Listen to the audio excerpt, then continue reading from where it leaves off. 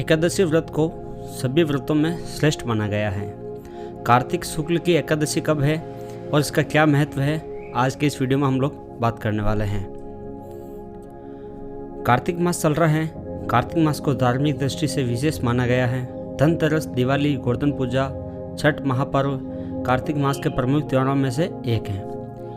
कार्तिक मास में लक्ष्मी पूजन और भगवान विष्णु की पूजा का विशेष महत्व बताया गया है। एकादशी का व्रत भगवान विष्णु को समर्पित है। इस दिन विष्णु की पूजा की जाती है और कार्तिक शुक्ल की एकादशी भी मनाई जाती है। तो पंचांग के अनुसार 14 नवंबर 2021 रविवार को कार्तिक मास की शुक्ल पक्ष की एकादशी तिथि है। इस एकादशी को देव प्रबोधनी एकादशी या देवोत्थान एकादशी या फिर देव उठनी ग्यारस भी कहा जाता है। देव उठनी एकादशी के दिन चातुर्मास का समापन होने जा रहा है। इस कारण भी इस एकादशी को विशेष माना गया है। पंचांग के अनुसार चातुर्मास का आरंभ बीते 20 जुलाई 2021 को हुआ था। मान्यता है कि चातुर्मास में शुभ और मांगलिक कार्य वर्जित माना गया है। 14 नवंबर 2021 को देव उठनी एकादशी के साथ ही सभी प्रकार के मांगलिक कार्य प्रारंभ हो जाएंगे।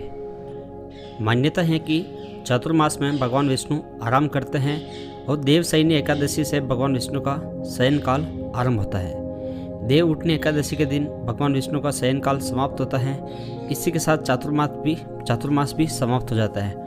भगवान विष्णु का शयन काल समाप्त होते ही शुभ और मांगलिक कार्य शुरू कर दिए जाते हैं। आइए बात करते हैं देव उठनी एकादशी के दिन की पूजा विधि के बारे में। इस दिन प्रातःकाल उठकर व्रत का संकल्प लेना चाहिए और भगवान विष्णु का ध्यान करना चाहिए। घर की साफ सफाई के बाद स्नान आदि से निवृत्त होकर आंगन में भगवान विष्णु के चरणों की आकृति बनानी चाहिए। एक ओखली में गेरू से चित्र बनाकर फल, मिठाई, बेर, सिंगाड़े और गन्ना उस स्थान पर रखकर उसे डलिया से ढक देना चाहिए। इस दिन रात्रि में घरों के बाहर और पूजा स्थल पर दिए जलाने चाहिए। रात्रि के समय परिवार के सभी सदस्य को भगवान विष्णु समेत सभी देवी देवताओं का पूजन करना चाहिए। इसके बाद भगवान को शंख, घड़ियाल आदि बजाकर उठाना चाहिए और ये वाक्य दोहराना चाहिए, उठो देवा, बैठो देवा, अंगूरिया चटकाओ देवा, नई सूत नई कपास देव उठाओ कार्तिक मास। इसी के साथ इसी प्रकार इस व्रत की पूजन की जाती है।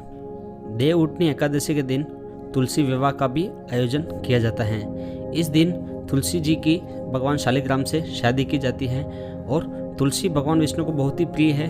तुलसी को पवित्र माना गया है।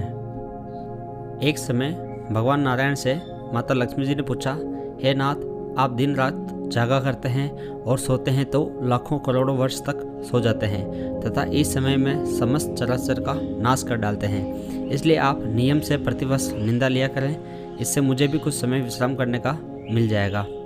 लक्ष्मी जी की बात सुनकर भगवान नारायण मुस्कुराए और बोले, हे देवी, तुमने ठीक कहा है। मेरे जागने से समस्त देवों, खासकर तुमको बहुत कष्ट होता है।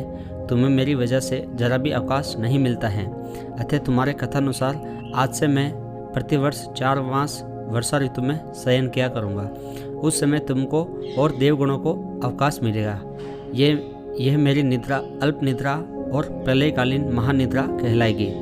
मेरी यही अल्प निद्रा मेरे भक्तों के लिए परम मंगलकारी होगी।